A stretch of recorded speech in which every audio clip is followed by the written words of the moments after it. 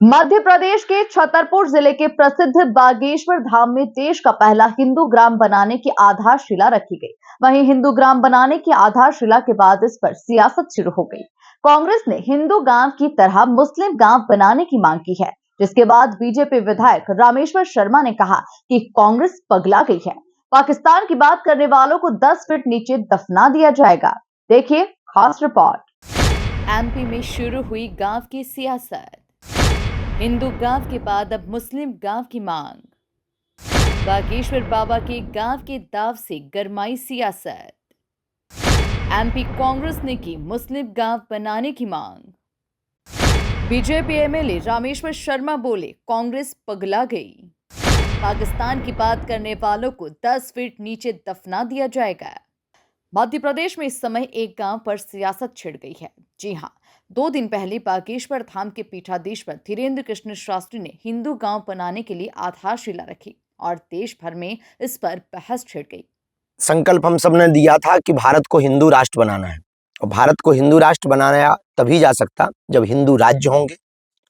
भारत को हिंदू राष्ट्र तभी बनाया जा सकता है जब हिंदू जिले होंगे। भारत को हिंदू राष्ट्र तभी बनाया जा सकता है जब हिंदू ग्राम होंगे, और भारत को हिंदू राष्ट्र तभी बनाया जा सकता है जब हिंदू घर होंगे। इसी प्रकल्प को लेकर के अभी भारत में एक भी गांव ऐसा नहीं है जो स्वयं से हिंदू ग्राम घोषित हो। बागेश्वर बाबा ने हिंदुत्व के नाम पर नया दाव खेला तो मुस्लिम समाज भी आगे आ गया। कांग्रेस प्रवक्ता अब्बास हफीज ने मुख्यमंत्री डॉक्टर मोहन यादव से मांग कर दी कि हिंदू के बाद अब मुस्लिम गांव बनाए जाएं। कांग्रेस प्रवक्ता अब्बास हफीज ने एक्स पर पोस्ट कर लिखा, आदरणीय मुख्यमंत्री मोहन यादव जी, यदि देश का संविधान ऐसे धर्म के आधार पर गांव बसाने तथा बनाने की अनुमति देता है तो मुझे भी मुस्लिम गांव, ईसाई गांव तथा सिख गांव बनाने की अनुमति दी जाए।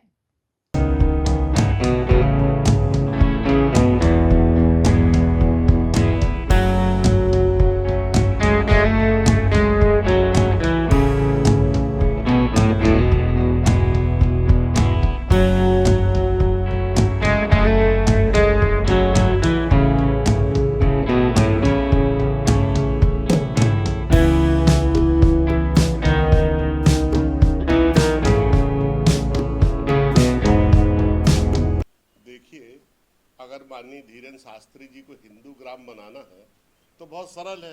बेचारे परेशान काहे को हो रहे। माननीय प्रधानमंत्री जी के पास चले जाए और बीजेपी से संविधान में संशोधन करा के लोकसभा में उसको पारित करा दें। वो तो कर नहीं रहे। एक नैरेटिव सेट करने के लिए देखिए बीजेपी ने इनको जो है एक अपना नया एक बहुत पैना और धारदार सांप्रदायिक हथियार बना दिया है। ये परंपरा से करते चले आए हैं, कभी रितंबरा, कभी सुश्री उमा भारती जी, कभी कोई और, कभी कोई और। इनके आज नए औजार हैं अपने शास्त्री जी। मैं उनसे विनम्रता से कहना चाहूँगा कि वो बीजेपी के कार्यकर्ता के रूप में काम ना करें। उनकी बड़ी प्रतिष्ठा है लोगों के बीच में, अपनी प्रतिष्ठा को धूमिल होने से बचाएं। वो बीजेपी के कार्यकर्ता नहीं, एक संत हैं।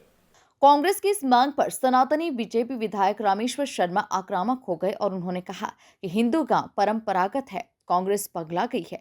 हिंदू गांव की परिकल्पना यह है कि सब सुरक्षित रहे। पाकिस्तान की बात करने वालों को कुचल दिया जाएगा, 10 फीट नीचे दफना दिया जाएगा। नहीं, कांग्रेस तो पगला गई है। हिंदुस्तान में हिंदू गांव तो सब है ही। हिंदू गांव तो परंपरागत है। हिंदू गांव का मतलब है कि सबके साथ सबका विकास, सबके मन में भरोसा और विश्वास, कोई असुरक्षित नहीं रहे, सब सुरक्षित रहे, सब बहन बेटियां जो है आजादी के साथ घूम सके, कोई भी दुष्ट किसी बहन बेटी के साथ छेड़खानी न कर सके। ये है हिंदू गांव। सर्वे भवन्तु सुखना सर्वे सन्तु निरामया, ये हिंदू गांव की कल्पना है। हिंदू गांव की कल्पना ये है। तो इस हिंदू से क्या छत्रपति शिवाजी जैसे योद्धा से क्या भारत को कोई खतरा है? महाराणा प्रताप से देश को खतरा है? गुरु गोविंद सिंह जी से देश को खतरा है? छत्रपति गुरु तेग बहादुर जी से देश को खतरा है? क्या गुरु गोविंद सिंह के दोनों बेटों से देश को खतरा है? क्या भगवान गौतम बुद्ध से हिंदुस्तान को खतरा है? क्या गुरु नानक से हिंदुस्तान को खतरा है? क्या राम से हिंदुस्तान को खतरा है? क्या कृष्ण से हिंदुस्तान को खतरा है? क्या महावीर से इस हिंदुस्तान को खतरा है? यही हिंदू है।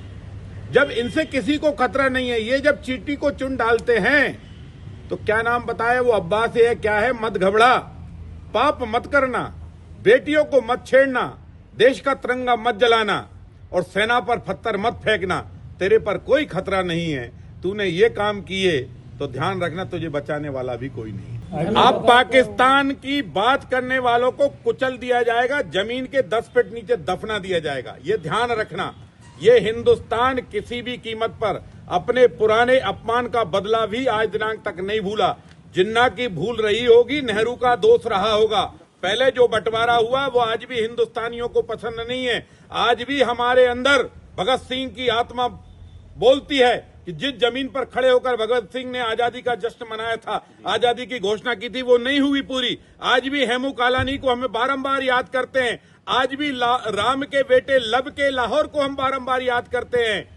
ध्यान रखना कांग्रेसियों, तुम्हारे पाक इरादों ने पाकिस्तान बना दिया होगा, पर तुम्हारे नापाक इरादों ने जो पाकिस्तान बनाया है, उन नापाक इरादों को समझ लो, बार बार समझा दो। अब पाकिस्तान की बात करने वाली जिन्ना की औलाद हिंदुस्तान में तो छोड़, विश्व के किसी भी कोने पर पैदा नहीं होगी। ये देश विभाजन किसी भी कीमत पर मंजूर न पहले था न अब है। ये देश के 45 करोड़ नागरिकों की सब प्रकार की सुख सुविधा देना हमारी नैतिक ड्यूटी है।